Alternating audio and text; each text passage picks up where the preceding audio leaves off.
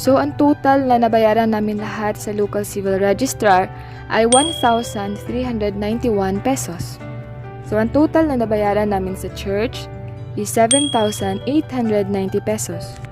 Sa wedding ring naman, pinagawa namin yun and 15,000 pesos yung nabayad namin.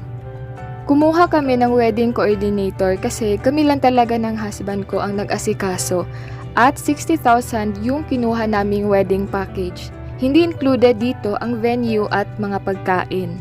Sa venue naman, na nagastos namin dito is 33,350 pesos.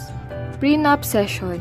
Ang total na nagastos namin dito ay 7,525 pesos. Included na ang fuel papunta sa location, lunch and snack para sa team, at thankful na lang din kasi walang charge doon sa location.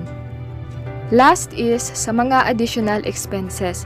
Ang total nito, 7,786 pesos. So, ang total ng lahat na nagastos namin ay 132,942 pesos.